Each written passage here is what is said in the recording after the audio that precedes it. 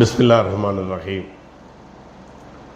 அளவற்ற அருளாளனும் நிகரற்ற அன்புடையனுமாயுள்ள ஏகவல்ல இறையவனை போற்றி புகழ்ந்த வண்ணமாக, என் இனிய சொந்தங்களே, உங்களை இந்த காணொலியின் மூலமாய் சந்திப்பதிலே மகிழ்ச்சி கொள்கிறேன். 2024 நாடாளுமன்ற தேர்தல் நிறைவு பெற்றிருக்கிறது.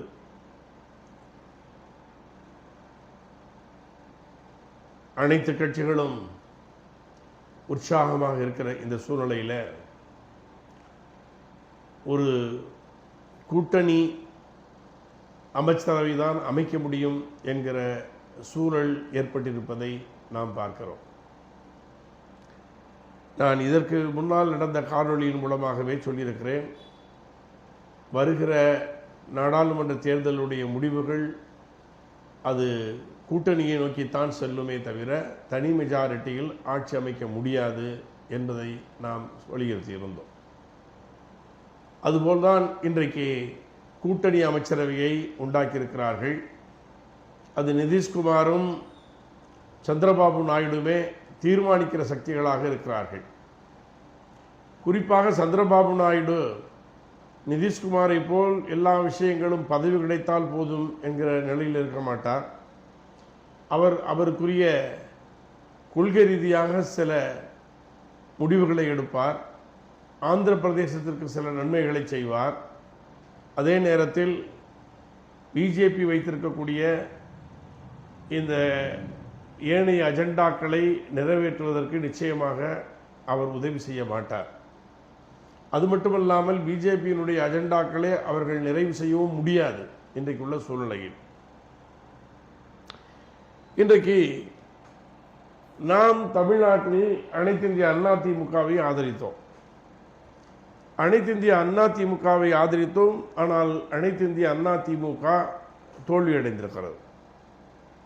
அனைத்து இந்திய அண்ணா திமுக தோல்வியடைந்தாலும் அண்ணா திமுகவினுடைய முடிவுதான் இன்றைக்கு பிஜேபி இங்கே ஒரு இருக்கை கூட வராமல் தடுத்திருக்கிறது என்பதை நாம் புரிந்து கொள்ள வேண்டும். இதை ஸ்டாலின் அவர்களுடைய வெற்றி என்று சொல்வதை விட இந்த வியூகம் அவர்களை தனித்து விடப்பட்டது துணிச்சலாக எடப்பாடியார் எடுத்த முடிவு.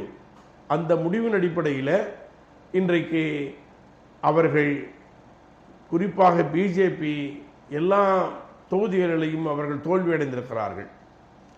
தமிழ்நாட்டை பொறுத்தவரை சட்டமன்றத்தினுடைய நிலைப்பாடும் பாராளுமன்றத்தினுடைய நிலைப்பாட்டையும் மக்கள் நன்கு புரிந்திருக்கிறார்கள். ஏனைய மாநிலங்களைப் போல் அல்ல. மத்தியிலே பிஜேபி ஆட்சி வரக்கூடாது. அப்படி பிஜேபி ஆட்சி வரக்கூடாது என்றால் யாரை ஆதரிக்க வேண்டும்? அதுதான் மத்திய இன்றைக்கு தமிழ்நாட்டு மக்கள் எடுத்திருக்கிற முடிவு. அதுதான் ஒரு ஸ்டாலினுடைய வெற்றியாக இருக்கிறது. குறிப்பாக நான் உங்களுக்கு ஒன்றை ஞாபகப்படுத்த விரும்புகிறேன். 2014 அம்மையார் ஜெயலலிதா அவர்கள் மோடியா லேடியா என்கிற கோஷத்தை வைத்துத்தான் அவர் தேர்தலை சந்தித்தார். அவர் 37 இடங்களிலே வென்றார்.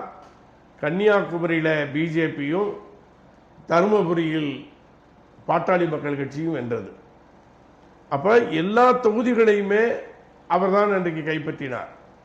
திராவிட முன்னேற்றக் கழகம் 40 தொகுதிகளிலும் தோற்றது. அதுக்கு இன்னொரு காரணம் என்னவென்றால், அந்த 2014 கூட்டணியில் காங்கிரஸ் இல்லை. அதனால் மோடியை எதிர்க்கிற வலிமையானவர்களை இங்கே ஆதரித்திருக்கிறார்கள். தமிழ்நாட்டிலே அன்றைக்கு 2014 திராவிட முன்னேற்றக் கழக கூட்டணியில் இருக்கக்கூடிய எல்லா வேட்பாளர்களும் தோற்கடிக்கப்பட்டோம். இதுதான் வரலாறு. இன்றைக்கு திராவிட முன்னேற்றக் கழகம் மகத்தான வெற்றி பெற்றிருக்கிறது என்றால் மகத்தான வெற்றி பெறவில்லை. அது மத்தியிலே பிஜேபி ஆட்சி வரக்கூடாது என்பதற்காக கொடுக்கப்பட்ட சமீட்சை தான் தவிர 2026 நிச்சயமாக இது இருக்காது. இந்த நிலை இருக்காது. பிஜேபியை தோற்கடிக்க வேண்டும் என்பதற்காக மக்கள் இன்றைக்கு அனைத்து திராவிட முன்னேற்றக் கழகத்தை, அதாவது காங்கிரஸ் கூட்டணியில் இந்திய கூட்டணியில் இருக்கக்கூடிய திராவிட முன்னேற்றக் கழகத்தை ஆதரித்திருக்கிறார்கள். இன்றைய பொழுது நீங்கள் பார்த்தால் திராவிட முன்னேற்ற கழகத்தினுடைய ஓட்டு சதவீதமும் குறைந்திருக்கிறது. ஆனால் அனைத்து இந்திய அண்ணா திமுக இந்த தேர்தலை சந்தித்த முறைகளே இன்னும் மிகவும் மோசமான நிலையாக இருந்ததைத்தான் நாம் பார்த்தோம். அனைத்து இந்திய அண்ணா திமுகவினுடைய வேட்பாளர்கள் தேர்வு அவ்வளவு சாதகமாக இல்லை. அடுத்ததாக அனைத்து இந்திய அண்ணா திராவிட முன்னேற்ற கழகத்தினுடைய இரண்டாம் கட்ட தலைவர்கள், பெரும்பான்மையான தலைவர்கள் ஒழுங்காக இந்த பாராளுமன்ற தொகுதியிலே பணியாற்றவில்லை. இவர்கள் எல்லாரும் சட்டமன்றத்தை நினைத்துக்கொண்டே இந்த பாராளுமன்றத்தை அவர்கள் கோட்டை விட்டார்கள் என்றுதான் சொல்ல வேண்டும். பல தொகுதிகளில் நான் பார்த்தேன். அதாவது முதலிலே இருந்த அனைத்து இந்திய அண்ணா திமுகவினுடைய ஆளுமையில் அவர்கள் பணியாற்றியதும் இப்பொழுது பணியாற்றியதும் மிகுந்த வித்தியாசத்தை நாம் பார்த்தோம். மிகுந்த சோர்வு, ஒத்துழைப்பு இல்லை, கூட்டணி கட்சிகளோடு ஒத்துழைப்பு இல்லை, கூட்டணி கட்சிகளை அரவணைக்கவில்லை. பல இடங்களிலே போய் வேலை செய்வதாக இருந்தால் அவர்கள் யாரையும் அரவணைக்காமலேயே அவர்கள் இருந்த ஒரு சூழ்நிலையை நாம் பார்க்கிறோம். அடுத்ததாக இதிலே ஒன்றை பார்த்தோம். அனைத்து இந்திய அண்ணா திமுகவில் அடுத்த ஒரு தலைமுறையாக அடுத்த ஒரு தலைமைத்துவத்துக்கு ஒருத்தர் வரக்கூடாது என்பதிலேயும் அந்த இரண்டாம் கட்ட தலைவர்கள் அந்தந்த மாவட்டங்களில் அந்த தொகுதிகளில் உள்ள தலைவர்கள் முனைப்போடு இருந்தார்கள். அவர்கள் ஒத்துழைப்பு, முழுமையான ஒத்துழைப்பு இல்லை என்றுதான் சொல்ல வேண்டும். ஆரம்ப காலங்களில் அதிமுகவில் இப்படி இருந்தால் அது அம்மையாருடைய கவனத்திற்கு கொண்டு சென்றால் கடுமையான நடவடிக்கை எடுக்கப்படும் என்கிற அச்சத்தோடு பணியாற்றிய அந்த தோழர்களிடத்தில் இன்றைக்கு அந்த உற்சாகமும் அந்த உத்வேகமும் இல்லாதது உண்மையிலேயே வேதனைக்குரியதாகத்தான் இருக்கிறது. இது அனைத்து இந்திய அண்ணா திமுக வரும் காலங்களிலே மாற்றிக்கொண்டு அவர்கள் செயல்பட்டால் மட்டும்தான் அவர்கள் நினைப்பதை அடைய முடியுமே தவிர இப்படியே இருந்தார்கள் என்றால் 2026 அவர்கள் அங்கே வெற்றி கொடியை நட முடியாமல் போய்விடுவார்கள் என்பதையும் இந்த தேர்தலின் மூலமாக அவர்கள் எச்சரிக்கப்பட்டிருக்கிறார்கள். அன்பு சகோதரர்களே, இன்றைய சூழல்களில் அனைத்து இந்திய அண்ணா திமுக பிஜேபியோடு கூட்டணி சேர்த்திருந்தால் இவ்வளவு தொகுதிகளை வென்றிருக்க முடியும் என்றெல்லாம் கணக்குகள் தருகிறார்கள். அதில் கொஞ்சம் உண்மை இருந்தாலும் முழுமையாக அதை நாம் ஏற்றுக்கொள்ள முடியாது. ஏன்னா இப்போ ஒரு 12 தொகுதிகளில் அனைத்து இந்திய அண்ணா திமுக பிஜேபியோடு கூட்டணி இருந்திருந்தால் அவர்கள் வெற்றி நிற்க முடியும். அதில் இன்னும் குறிப்பாக விருதுநகர் தொகுதி எல்லாமே வெற்றி அடைந்த மாதிரி தான் அந்த தொகுதி. அது மாதிரியான பல தொகுதிகள் இருக்கின்றன. அப்படி இருக்கையில் இன்றைய இந்த சூழ்நிலையில் எடப்பாடியார் எடுத்த இந்த துணிச்சலான முடிவை உண்மையில் மதச்சார்பற்ற சக்திகள் வரவேற்க வேண்டும், பாராட்ட வேண்டும். அப்படிப்பட்ட ஒரு முடிவை எடுத்த காரணத்தினாலே தான் பிஜேபியை தமிழ்நாட்டில் காலூன்ற முடியாமல் போய்விட்டது என்பதை நாம் உணர வேண்டும். பாருங்க, கேரளத்தில் பல தொகுதிகளை வென்றாலும் ஒரு தொகுதியை பிஜேபி வென்றிருக்கிறது என்றால் அங்கே இந்தியா கூட்டணியே பிளவுபட்டு தான் நின்றது. இந்தியா கூட்டணியில் காங்கிரஸ் ஒரு கூட்டணியாகவும் இடதுசாரிகள் இன்னொரு கூட்டணியாகவும் இருந்த காரணத்தினால காங்கிரஸும் முஸ்லீம் லீக்கும் சாலிடாக வந்திருக்கிறார்கள். இடதுசாரிகள் ஒரு இருக்கையிலையும் இங்கே பிஜேபி ஒரு இருக்கையும் வந்திருப்பதை நாம் பார்க்கிறோம். ஆகவே அன்பு சகோதரர்களே, தமிழ்நாட்டில் அப்படி வரவிடாமல் தடுத்த அந்த யுக்தியை அனைத்து இந்திய அண்ணா திமுக செய்திருக்கிறது. அதற்காக உண்மையிலேயே நாம் பாராட்ட வேண்டும். மோடி பிஜேபி இங்கே வராமல் தடுத்தது ஸ்டாலின் அல்ல, அனைத்து இந்திய அண்ணா திமுக தான். அது எடுத்த அந்த வியூகம்தான் என்பதை நாம் உணர வேண்டும். முதலில் அடுத்ததாக அன்பு சகோதரர்களே, இன்றைக்கு பிஜேபி ஆட்சிக்கு வந்திருந்தாலும் பிஜேபி பழைய நிலையில் முதலிலே அவர்கள் என்னவெல்லாம் ஆட்டம் போட்டார்களோ அந்த நிலையில் இனி ஆட்சி செய்ய முடியாது. இது கூட்டணி அமைச்சரவை தான். இந்த கூட்டணி அமைச்சரவையில் இவர்கள் கொஞ்சம் முரண்டு பிடித்தால் இது கவிழ்வதற்கும் சாத்தியக்குள் இருக்கிறது.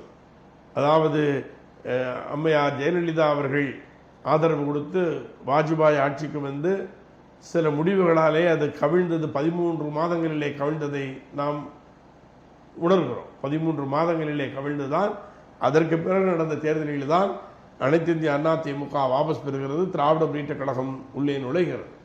ஆகவே இப்பொழுது இந்த அதாவது குறிப்பாக பொதுச்சிவில் சட்டம் போன்ற முஸ்லிம்களை அச்சுறுத்துகிற சட்டங்கள் இனி அவ்வளவு சீக்கிரத்தில் வருவதற்கு வாய்ப்புகள் இல்லை. அது மட்டுமல்லாமல் பாருங்கள், இவர்கள் ராமர் கோவில் என்று சொல்லிக்கொண்டு அவர்கள் ஆட்சிக்கு வந்து விடலாம் என்று கருதினார்கள். ஆனால் ராமர் கோயில் கட்டப்பட்டிருக்கிற பைசாபாத் நாடாளுமன்ற தொகுதியை இன்றைக்கு சமாஜ்வாதி கட்சி தான் வென்றிருக்கிறது. அங்கே இருக்கிற மக்கள், ஏழை எளிய மக்கள் அங்கே என்ன சொல்லுகிறார்கள்? எங்களுக்கு எங்களுடைய இருப்பிடங்கள் இவர்கள் பறித்திருக்கிறார்கள், நாங்கள் செய்த சிறு சிறு தொழில்களை இவர்கள் களவாடி இருக்கிறார்கள் என்கிற குற்றச்சாட்டுகள். உத்தரப்பிரதேசத்தில் 80 வந்துவிடும் என்று சொன்னார்கள். ஆனால் இன்றைக்கு சமாஜ்வாதி கட்சி தான் பெரும்பான்மையாக வந்திருக்கிறது. இவர்கள் பாராளுமன்றத்திலே பாதி கூட வரவில்லை என்பதை நீங்கள் கவனத்திலே கொள்ள வேண்டும். ஆகவே கடந்த முறை செய்த புல்டோசர் அந்த உத்திகளெல்லாம் இனி யோகி போன்றவர்கள் செய்வது என்பது அரிதுதான். குறிப்பாக முஸ்லிம்கள் இன்றைக்கு பிஎஸ்பி அதிகமான முஸ்லிம் வேட்பாளர்களை நிறுத்தியது. ஆனால் முஸ்லிம்கள் உணர்ந்திருக்கிறார்கள், இது பிஎஸ்பியை ஆதரிப்பது என்பது மறைமுகமாக நாம் பிஜேபி ஆதரிப்பதற்கு சமம் என்பதை உணர்ந்த காரணத்தினாலே பிஎஸ்பியில இருந்து ஒருவரும் வெல்ல முடியாத ஒரு சூழ்நிலையை உருவாக்கி இருக்கிறார்கள். அதில் முஸ்லிம்களுடைய பங்கு ஒரு சிறந்த எடுத்துக்காட்டாக இருக்கிறது என்பதையும் நாம் கவனத்தில் கொள்ள வேண்டும்.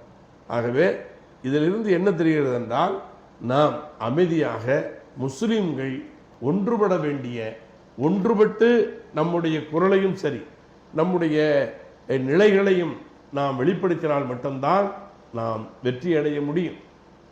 அந்த வெற்றியை அடைவதற்கு நாம் ஒன்றுபட வேண்டும்.